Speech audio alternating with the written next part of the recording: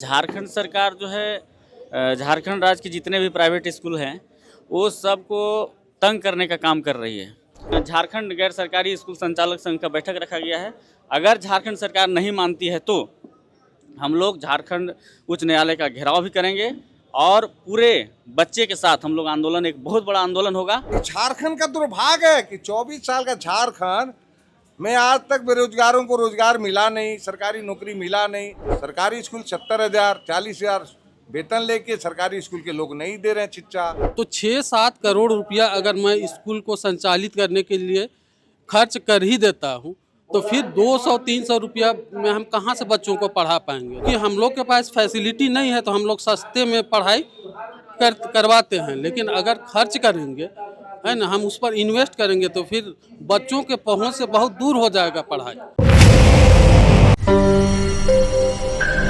नमस्कार, जोहार। आप देख रहे हैं लोकतंत्र 19। मैं हूं प्रियंका आपके साथ। इस वक्त हम मौजूद हैं कार्मेल स्कूल में और यहां पे गैर सरकारी स्कूल संचालक संघ का बैठक हुआ है। क्या है पूरा मामला, आइए हम जानते हैं। सर, बहुत बहुत स्वागत है आपका हमारे चैनल में। क्या है पूरा मामला? धन्यवाद। मैं राम प्रकाश तिवारी, केंद्रीय अध्यक्ष, झारखंड गैर सरकारी स्कूल संचालक संघ, झारखंड रांची। हम लोग का एक बड़ी समस्या ये है कि डॉक्टर मनमोहन सिंह की सरकार 2009-10 में एक कानून बनाया था, निःशुल्क एवं अनिवार्य बाल शिक्षा का अधिकार अधिनियम 2009-10 का कानून। इस कानून में उन्होंने ये सोच करके बनाया था कि जो सरकारी स्कूल में जो बच्चों का पढ़ाई ठीक नहीं होता है, गरीब बच्चा को भी प्राइवेट स्कूल में पढ़ने का अवसर मिले, तो उन्होंने बीपीएल बच्चों के लिए, गरीब बच्चों के लिए 25% सीट आरक्षित किया। उसके तहत सबको मान्यता लेना था। उसमें कोई ज़मीन का प्रावधान नहीं था, कोई कमरे का साइज का प्रावधान नहीं था। मतलब आप जो जैसे हैं वैसे आप चला रहे हैं, उसको आप लोग मान्यता लीजिए और स्कूल चलाइए। विवरण लेने का था कि आपका क्या है, नहीं है, संस्था के द्वारा है कि आप ऐसे चला रहे हैं, ऐसे करके विवरण देना था। प्रपत्र, मान्यता प्रपत्र 1 जो है जमा किया गया उसी समय। तो उसका विभाग के द्वारा जिला शिक्षक अधीक्षक कार्यालय, जितना जिला है सभी जिला में, 24 जिला में प्राइवेट स्कूल संचालकों ने जमा किया। जिसको निष्पादित नहीं किया गया, उसको माने निपटारा नहीं हुआ। तो 2019 में अप्रैल में आपको 25 अप्रैल 2019 में अधिसूचना जारी होता है, जिसमें बताया जाता है कि झारखंड निःशुल्क एवं अनिवार्य बाल शिक्षा का अधिकार प्रथम संशोधन नियमावली 2019 का कानून। इस कानून बोला कि सरकार को इस दायरे में नहीं लाया गया सरकारी स्कूल को, जबकि 2009 के कानून में सब लोग हैं। तो इसमें बताया गया कि जेक बोर्ड हो, चाहे सीबीएसई हो, चाहे आईसीएसई बोर्ड हो, कोई भी हो, सबको इसके अंतर्गत मान्यता लेना होगा। उसमें कमरे का साइज बता दिया गया कि 18-25, 18-22। उसके बाद 1 से लेकर के 5 तक के लिए 40 डिसमिल शहर में, और देहात के लिए 60 डिसमिल। 1 से 8 क्लास के लिए आपको मान्यता के लिए आपको बोल दिया गया कि आप जो है 75 डिसमिल शहर के लिए और ग्रामीण क्षेत्रों में 1 एकड़। इन तमाम मानकों को रखते हुए, जैसे बोलता है कि अग्निशामक का भी सर्टिफिकेट ले लीजिए, तो आप जितना विभाग दौड़ाइएगा तो सब जगह रुपया देना होगा, रिश्वत देना होगा। तो प्राइवेट स्कूल इतना, तो छोटा छोटा जो मिडिल क्लास स्कूल है वो तो 200, 300, 400, 500 में पढ़ाते हैं। तो कहाँ से घूस देंगे, कहाँ से वो 1 लाख का फिर डिपोजिट कहाँ से करेंगे, 25,000 का शुल्क कहाँ से देंगे, 12,500 का शुल्क क्यों देंगे?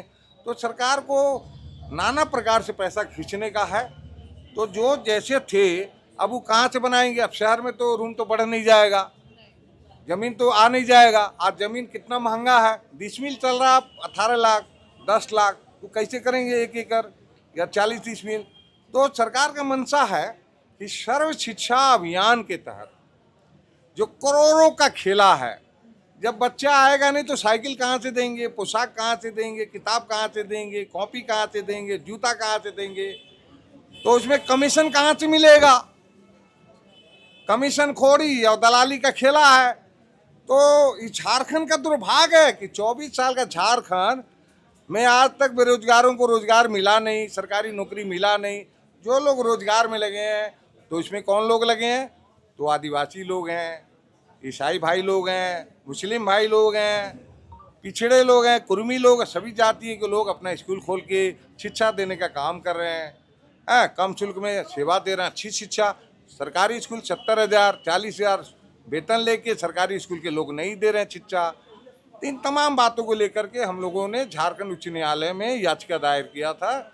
WPC 60/97/2019 एक याचिका दायर किए थे।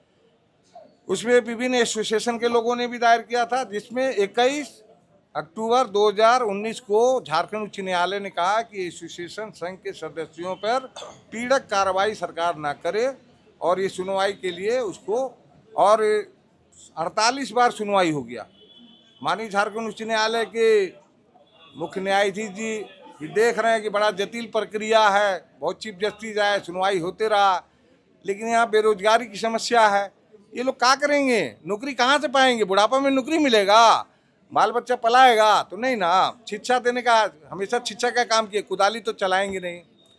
तो CNT एक्ट का लैंड के चलते जितने आदिवासी हैं, दलित हैं, कुर्मी भाई लोग हैं, वो CNT एक्ट की धारा में है। 30 साल का लीज एग्रीमेंट होगा नहीं, संस्था के नाम से रजिस्ट्री होगा नहीं, लीज एग्रीमेंट न संस्था का जमीन उनके नाम से होगा। जाइए अंचल कार्यालय में तो वहाँ रिश्वत मांगता है, जाइए प्रखंड कार्यालय में, शिक्षा पद कार्यालय में, कुछ स्कूलों के द्वारा जिसको मानक है नहीं, हम जानते हैं। मैं इसी आधार पर जिला शिक्षक अधीक्षक, प्रखंड शिक्षा अधिकारी, सचिव तक को, उपायुक्त को जेल भिजवाने का काम करूंगा। मैं ED में लिख के दूंगा कि भैया ये तो घोटाला है, मान्यता का जकड़न में, कानून के दायरा में बांध के उगाही कर रहे हैं। और हम लोग जो हैं, तुम लूट के झारखंड को बहरिया लूट लिया। अरे बहरिया के नाम पे तुम लोगों ने बना करके, ठग करके यहाँ के आदिवासियों को, दलितों को, पिछड़ों को, क्या वो भारत के नागरिक नहीं है क्या? पाकिस्तान में हम लोग रहते हैं क्या, कि अफगानिस्तान में रहते हैं, भारत में रहते हैं? तो भैया हमको बाहरी भीतरी का नफरत मत दो, रोजगार दो ना। अरे आदिवासी को दे दो भैया, कहाँ दे रहे हो उसको? दलितों को दे दो पिछड़ो। अरे भैया पहले आदिवासी दलित भाइयों को आरक्षण दिया, आदिवासी को आरक्षण दिया, पिछड़ों को आरक्षण दिया, अब तो पंडितों को भी आरक्षण दे दिया। तो भैया आरक्षण तो दे दिए, नौकरियां कहाँ है? हम झारखंड हाई कोर्ट का घेराव करेंगे, हम राजभवन का घेराव करेंगे, हम मुख्यमंत्री का घेराव करेंगे। तुम जितना FIR करो, अपराधी को तो जेल भेजोगे नहीं, शिक्षाविद को अपराधी बनाकर जेल भेजो, हम लोग जेल में बैठ के खाएंगे खाना। कितना खिलाओगे? सत्याग्रह करेंगे, आंदोलन करेंगे, पूरे झारखंड को हम जगाने का काम करेंगे जनता को कि आपका बच्चा को क्या दिया, 2,500 मैया योजना भिखमंगा बना दिया, बहनों को भिखमंगा बना दिया। वो भी अभी नहीं मिला। 5,000 नहीं, 5,000 का सरकारी नौकरी दो ना, काम करवा के दो ना, हमको मोहताज बना दोगे।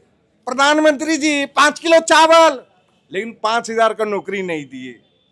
इतना तुम हमको निकम्मा बना दोगे कि देश कैसे विकास करेगा?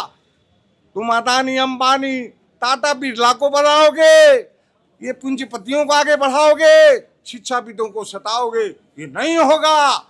इसका हम लोग विरोध करेंगे, खिलाफत करेंगे, गांव को जगाने का काम करेंगे। अगर हम लोग बेरोजगार हो जाएंगे तो बैठ के क्या करेंगे? आवाज बुलंद करेंगे।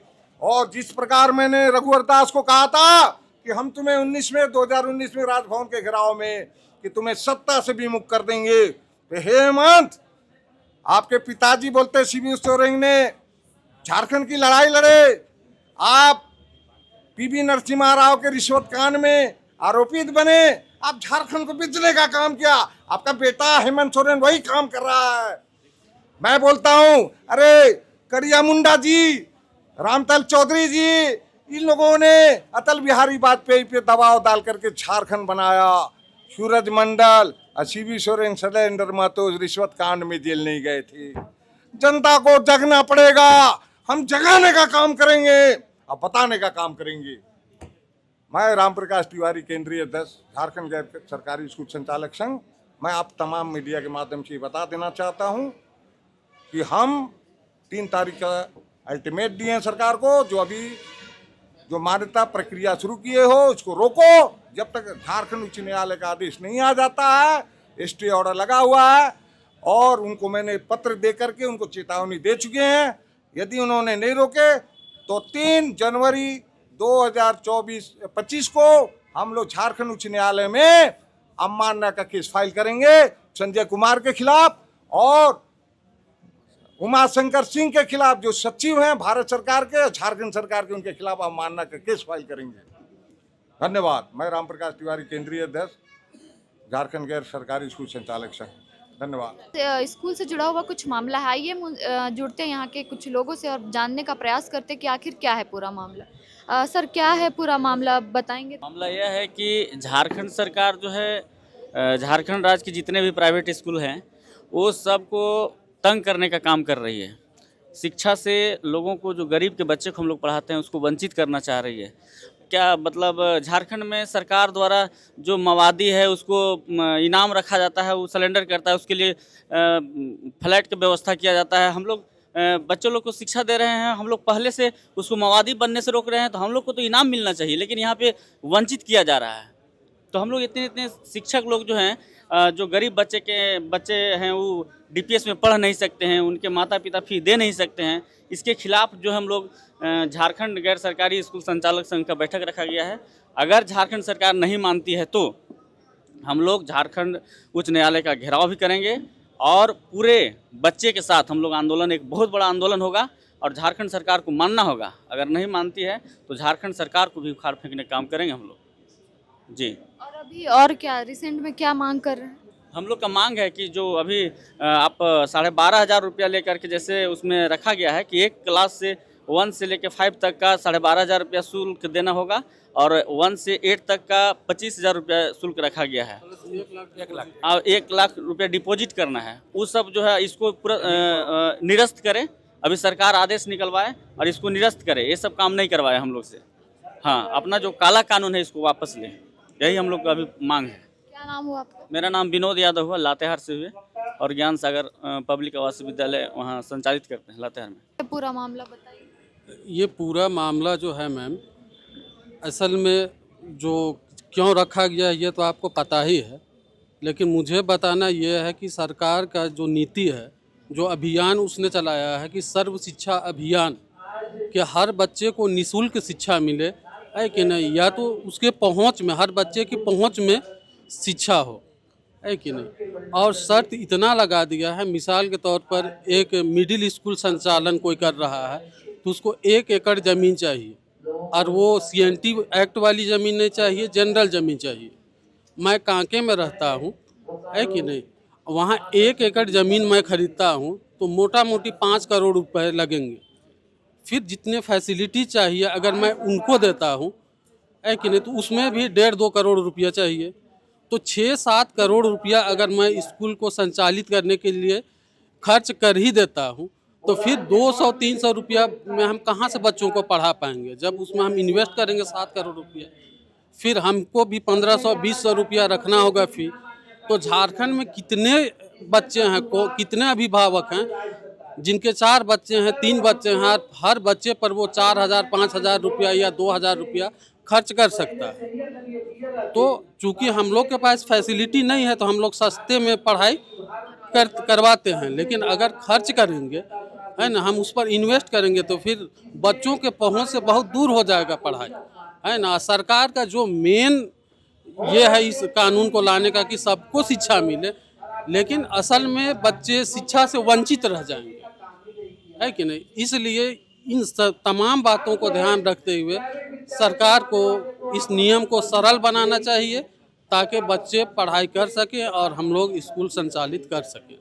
क्या नाम हुआ आपका? मेरा नाम शादाब आलम हुआ, मैं कांके मॉडल पब्लिक स्कूल चलाता हूँ।